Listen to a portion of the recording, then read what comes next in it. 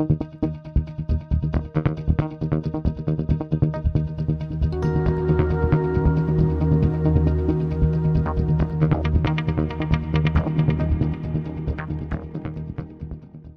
of all, it's my pleasure and privilege to introduce to you the Chair of the British Council, Lord Kinnock, Neil Kinnock, who is in Berlin for the launch of Transatlantic Network 2020, and Neil is going to kick off this press conference. Thank you. Thank you, Michael. Good morning, ladies and gentlemen. For generations, especially in the second half of the 20th century, the relationship between Europe and North America appeared to be settled. Even periodic exasperations between the two sides of the North Atlantic produced no fundamental shift. But in the last 2 decades, several seismic changes have incrementally influenced the attitudes of new generations. The end of the Cold War, the enlargement of the European Union, the continual and diverse effects of globalization, the sustained communications revolutions, the evident advance of different economic powers, obviously, notably India and China, geopolitical stances and military ventures, particularly in the last 5 years, have all contributed to alterations in people's perceptions and alignments. Rather than passively accepting the mental widening of the Atlantic, it's therefore worth trying, in the view of the British Council, to find a more productive alternative.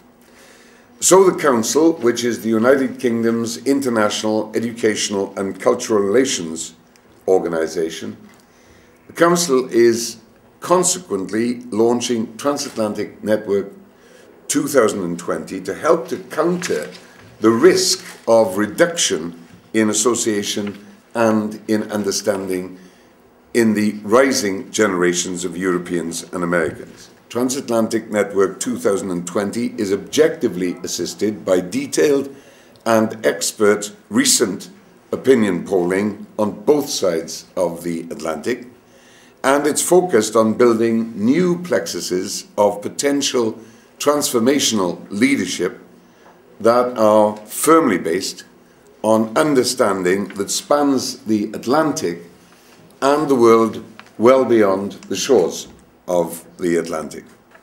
Now, Julian Morgan, with the polling evidence. What we can show you today is the view of the transatlantic relationship from either side of the Atlantic on a few dimensions. How do people view, first, how do people view nations as a whole? Second, how do they view citizens within those nations? How close do they feel? What stereotypes do they attach to citizens of other nations? And indeed, is there a link between the two? Is there a link between people's emotional sentiment towards a nation and their emotional sentiment towards the individual in the nation? Then we look at the desire for closer relations.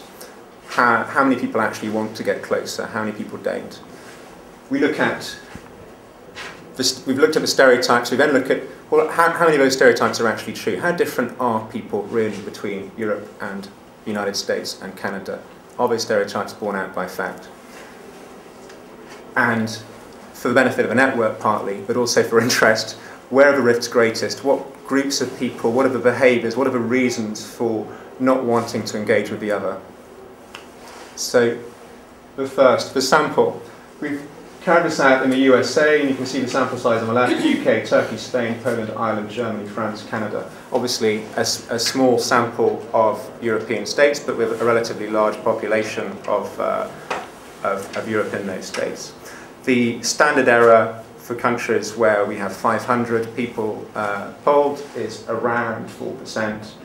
In some cases, we present figures as Europeans together, where we get a more accurate error. We get an error of around 2%, 1.5%. Views of nations first. If we look on both halves of this slide, the question asked was, how would you rate the overall influence, positive or negative, of the other, of the US or Canada or UK or Germany or the European Union on the world? In Europe, 46% of them saying the US has a negative impact on the world.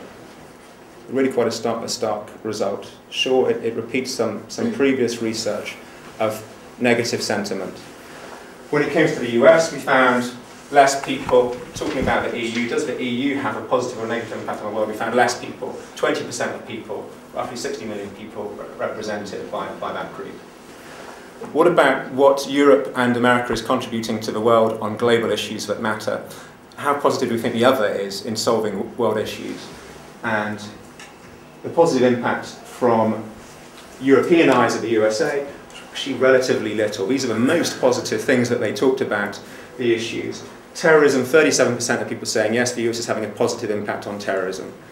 And again, Americans slightly more positive. Europe is having a positive impact in some areas in fighting terrorism and in the environment particularly. But what's missed off here is a list of things where we're not having so much positive impact. Let's move on to the view of the cooperation debt left. So, next slide. How effective do you think we're cooperating together as two blocks, North America and Europe? And only in two areas did people think cooperation was more positive than it was negative. So only on business and trade and almost the pharmaceutical sector, we didn't term it that way, but fighting killer diseases, did they say that the cooperation between the two blocks is more positive than negative. On a whole load of other really important social areas, we said that the cooperation was much more negative than positive. Views of citizens now. We've looked at nations. What about the people living inside them? How close people felt to other citizens in different countries. And we asked them to say, people in other countries feel most like a member of my family, and some people did say, yes, they do feel like a member of my family, a friend, a casual acquaintance, someone I'd pass on the street, so I wouldn't stop, I'd pass them on the street, or someone I'd rather never meet. What we've got here is how close people in these countries feel to these citizens. Let's move on to the next slide.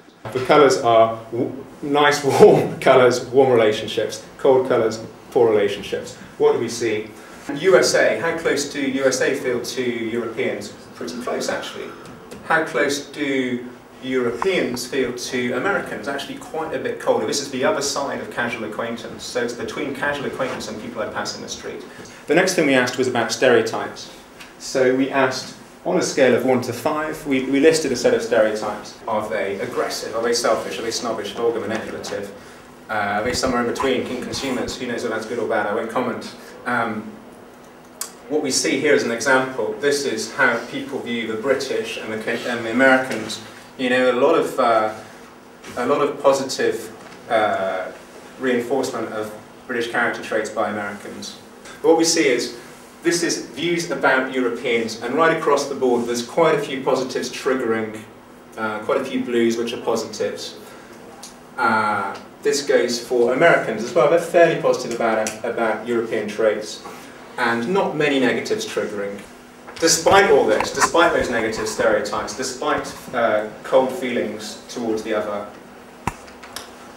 a huge majority of Americans and a significant majority of Europeans want closer relations.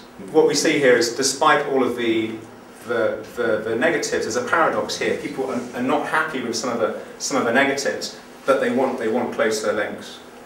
What we asked people was, what did they care about? What are their top global concerns? And we've coloured here top global concerns per country. What we see is it's buzz, it's in the media, but people are most concerned in most countries about the environment. That's their #1 concern. And guess what? America's coming out with it top as well. So what people care about as a global issue isn't very different on either side. The percentages are a bit different, but their top issues are the same. We then asked, okay, this is what you care about. Some people said, I really care about, a lot of people said, I really care about climate change and about the environment. What will you do about that? We were asked. What would you be prepared to do as an individual?